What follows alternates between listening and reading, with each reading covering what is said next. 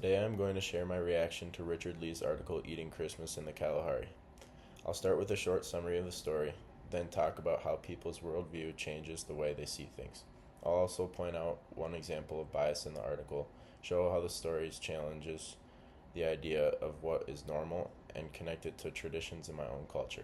After that, I'll suggest a best practice for communicating across cultures, share one of my own personal experiences with cultural misunderstanding, and finally end the main reason I took away from this article.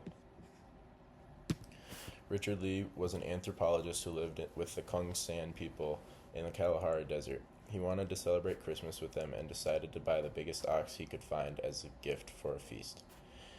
In his mind, this was a very generous act. He thought people would be thankful, excited, and maybe even impressed by his kindness. But when he showed them the ox, instead of celebrating, they laughed at him. They said the ox was skinny, small, and would not feed the group well. Lee felt confused and upset. He had spent a lot of money and effort on the ox, and now it seemed like nobody appreciated it.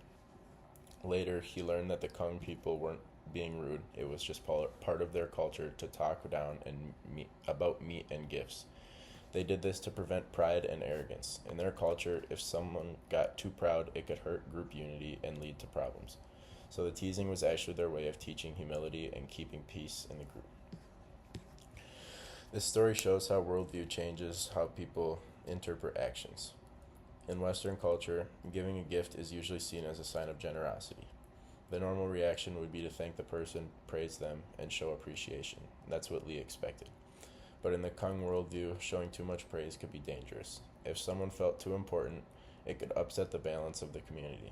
For them, humility was more important than recognition.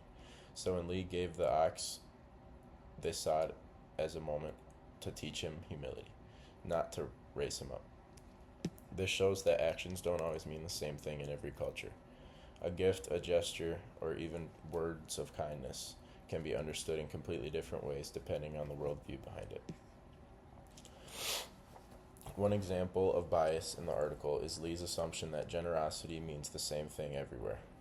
He thought buying the ox would earn him gratitude because that's what generosity usually brings in his own culture. When he didn't get it, he felt insulted. That's an example of ethnocentrism, judging another culture by using their own culture's rules.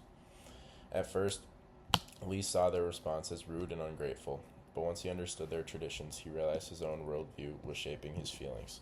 He wasn't actually being disrespected, he was being taught something important about their values. The story also challenges the idea that our own way of doing things is the normal or right way. Lee thought it was normal to thank someone for a gift, but for the Kung, the normal thing was to humble the giver. Neither way is better or worse, they're just different. It reminds us that there is no single correct culture. What feels natural in one place can feel strange somewhere else. By seeing this, we can begin to let go of the belief that our own values are always the best one. In my own culture, birthdays are very important. We celebrate with cake, presents, and a party where all the attention goes to one person. For us, this feels normal and fun. But to someone from another culture, this might seem selfish or strange. They might think, why does one person get so much attention? Shouldn't the group be more important than the individual? This shows the same tradition can mean different things depending on the worldview. One best practice for communication across cultures is to be curious instead of judgmental. If something seems odd, we should ask why instead of assuming it's wrong. In the article, if Lee had asked the Kung why they were teasing him, he might have learned sooner about their value of humility. Instead, he felt offended because he judged them using his own cultural rules. When we communicate across cultures, it's better to take a step back, ask questions, and try to understand the deeper meaning. This keeps us from making quick assumptions and helps us show respect. I had my own culture misunderstanding when I traveled to another country. I tried to leave a tip for a waiter because in my culture, tipping is expected and seen as polite. But in that country, tipping wasn't common, and in some cases, it was seen as disrespectful. I thought I was showing appreciation, but instead, it looked strange and maybe even insulting to them. Just like Lee's gift of the ox, my gesture was misunderstood because of different worldviews. Both examples show that good intentions don't always mean the same thing across cultures. The most important lesson I learned from this article is that our worldview shapes how we see actions and meanings. Something that seems kind or generous in one culture can look very different in another.